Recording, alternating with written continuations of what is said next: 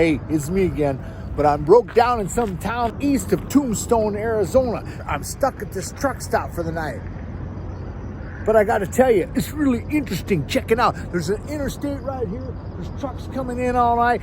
It's like a big party here at the truck stop, somewhere in the middle of New Mexico. Follow me. Tombstone, more than just a pizza. Just a small town stagecoach stop in southern Arizona until the discovery of silver in 1873. Okay, so I'm in Tombstone, Arizona. Who'd ever thought there was going to be a biker event going on? I'm going to check it out. Follow me. Okay, so I walk into this biker bar, and the first person I run into, she has ties clear back in South Dakota. Tell me about it. My ex-mother-in-law is from Mitchell. Okay, all right. Her maiden name is Skogmo, and her dad was the town doctor. Dr. Scotmo. I remember that. Oh, isn't that crazy? Welcome to Tombstone. In 1863, Arizona was part of the New Mexico Territory with the capital in Santa Fe. In the 1880s, lawlessness and corruption in this newly formed Cochise County attracted national attention. Downtown Tombstone. In 1880, Tombstone had nearly 20,000 inhabitants. Allen Street alone was 16 blocks long with 106 saloons and 3,400 licensed prostitutes. Here's a letter written by Sheriff Virgil Earp canceling 2 prostitutes' license. I wonder what they did or didn't do to get that license canceled. I think I'm going to ride one of these. $200. And it would take you 24 days and nice to complete. And the only thing you're allowed to bring with you, 1 blanket, 1 canteen, 1 briefcase, and whatever you were wearing at the time. He knew he was going to rode in this stagecoach. And that's where Cochise is buried today. Well, Cochise is buried. Who's better now? There you are. Good boy, Rocky. Good boy, Rocky. Oh, attaboy. Cochise, he was father-in-law to Geronimo. Geronimo, he evaded capture from the U.S. military for 10 years, until 1896 when he gave himself up. And when he did that, well, they shipped him from here to Florida, from Florida to Oklahoma. And that's where he's buried at today, folks, in Fort Sill, Oklahoma. He never was allowed to come back to his native Arizona. This is the courthouse in Tombstone. Let's go inside. I'm going into the sheriff's office in Tombstone, and this is the office of Sheriff Bean. You all heard of him because he's the one that ran against Wyatt Earp to become sheriff, and this was his office. This is part of the Cochise County Jail. Okay, so far on this trip I haven't been in here. I'm heading to the gallows.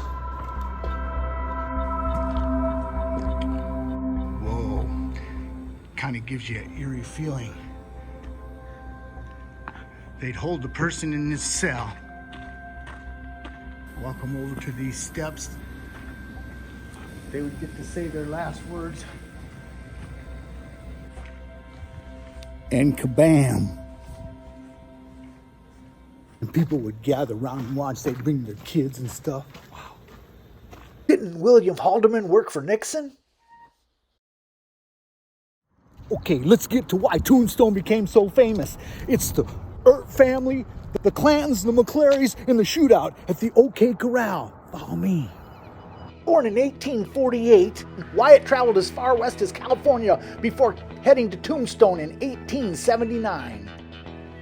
While in Tombstone, Wyatt had a variety of jobs. He was deputy sheriff for Pena County. He was U.S. Deputy Marshal, City Deputy Marshal, and Wells Fargo Guard. He also supplemented his income as a saloon keeper and a gambler. The Oriental Saloon was one of the original buildings from the 1880s. A lot of this town burnt down twice. Hey, Frank Leslie! How about you buy me a drink? How about you buy all these nice folks nice cold beer? Yeah! Yes, sir. I don't know you. I don't know them. I ain't buying you a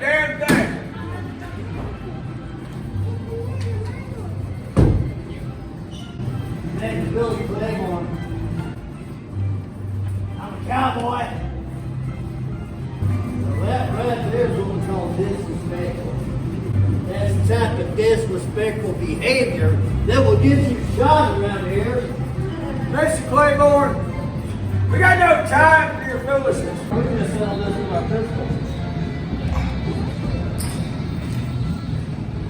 I will not be threatened by the likes of you in this bar. You take your talk somewhere else. What? I apologize. I could have done more. I couldn't have done less. That idiot was threatening me. I don't even know him. Hello, Frank.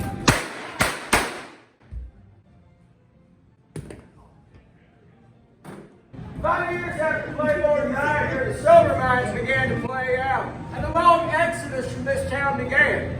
In 1930, the building we're in now, the Oriental Saloon, this was the town's Red Saw drugstore. But we survived all of it. The outlaws, the gunfighters, the politicians. And that is why they call us the town too tough to die. Okay, I'm going into Big Nose Kate. Now, Big Nose Kate, she was Doc Holliday's girlfriend and a hooker.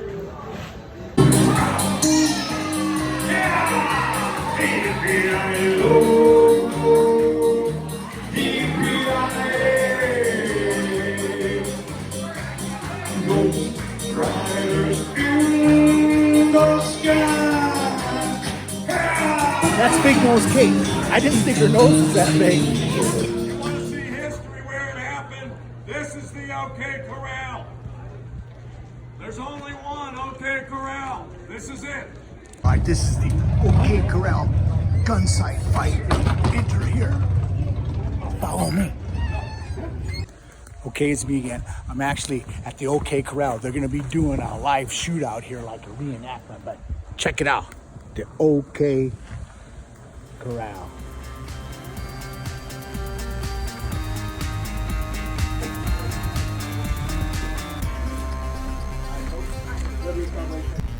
Wyatt Earp, County Sheriff.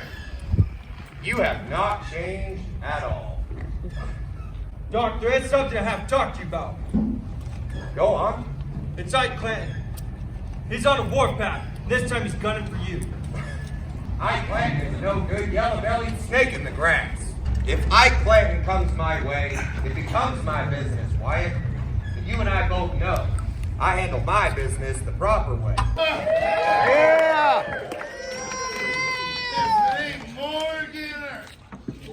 Tell me, Morgan, how many Earps is there in Tombstone? 10? 20? There's 5. More than enough for the likes of you boys. What's that supposed to mean? What do you want it to mean? Hey, settle down now, boys. Well, if it ain't Doc Holliday. Look! He's probably going in town spreading some more lies about me. I do believe I've only ever told the truth about you, Ike. That's good. You're a drunken fool. Okay, you don't... Hey, we don't need this. I find myself suddenly bored. Hey, boys, see your pal Holiday. Let him know I'll be waiting for him till morning. I'm gonna go throw up now. If we have any luck, he'll pass out and forget about the whole thing.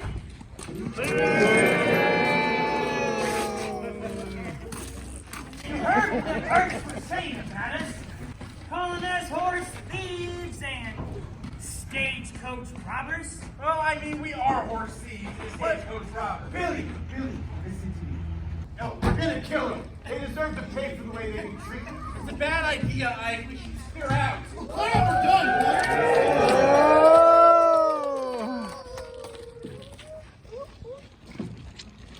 Boys looking for a fight? Now you have one. Up your hands, boys. We're here for your guns. Oh, man, one down.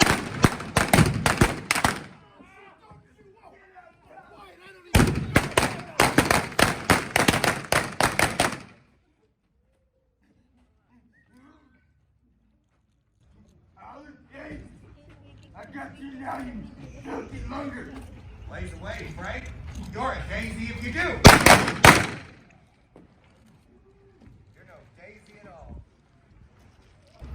Frank McLowry, dead. Tom McLowry, dead. 19-year-old Billy Clanton, dead. That was it. Over before it ever started. 2 months after this gunfight, Virgil Earp was ambushed outside the Crystal Palace Saloon.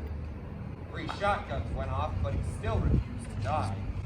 Crippled up pretty bad, Virgil wandered the west until death found him in Nevada in 1905. Not as lucky was Wyatt's kid brother Morgan. He was shot in the back and killed playing a game of pool up on Allen Street.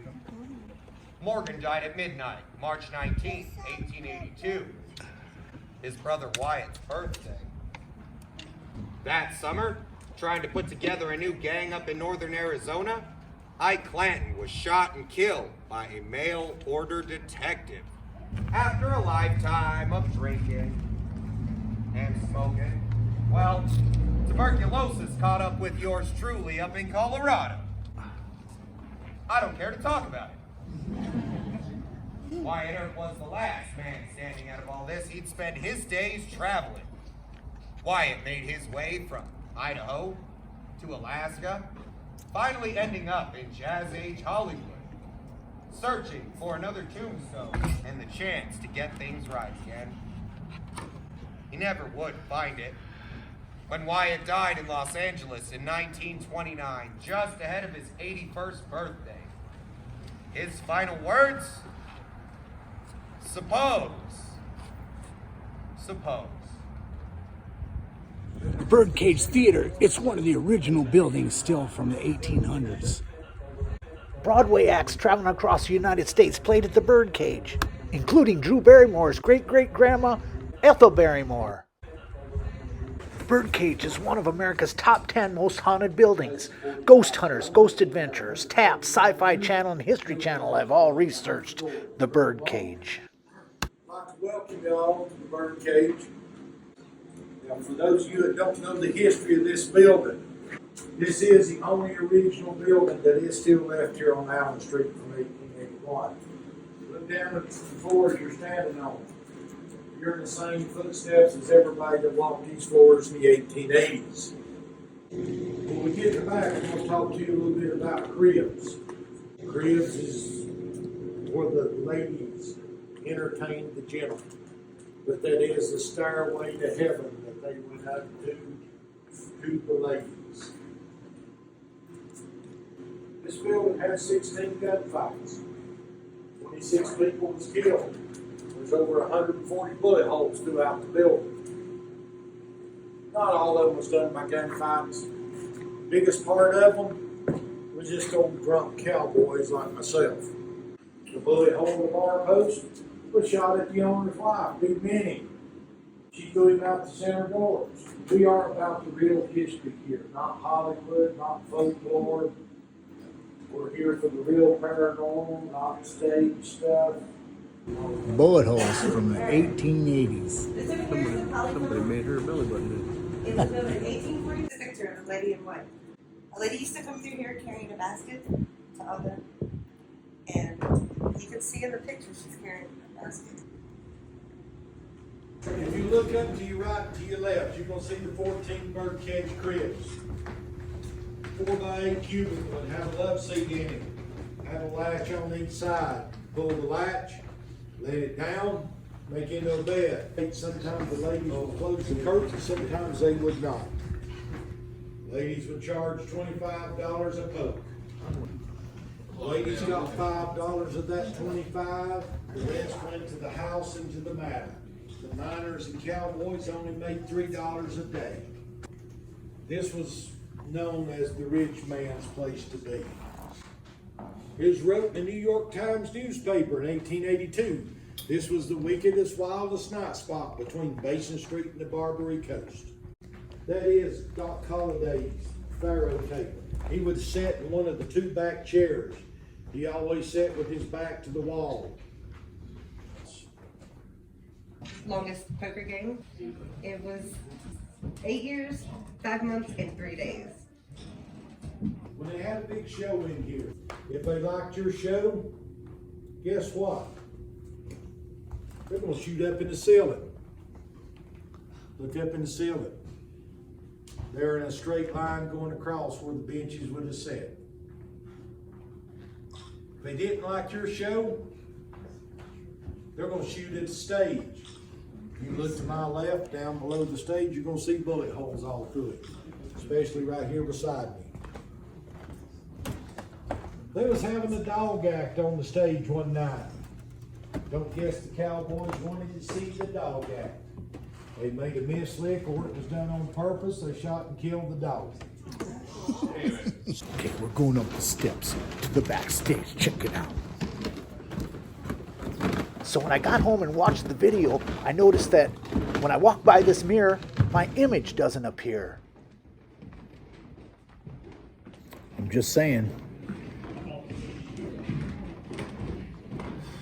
At the end of the ghost tour, we were all told to sit down as they turned off the lights. Then we were asked to take pictures without using flash and see if we would catch any orbs. Look what I caught.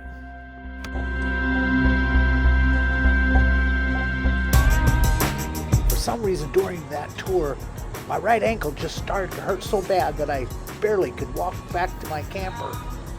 A couple blocks down from the bird cage, with no wind, I noticed these lights going crazy. I'm heading to Phoenix to meet up with Wyatt Earp. No, I don't have a time machine. This is the great grandnephew of the legendary Wyatt Earp. Follow me.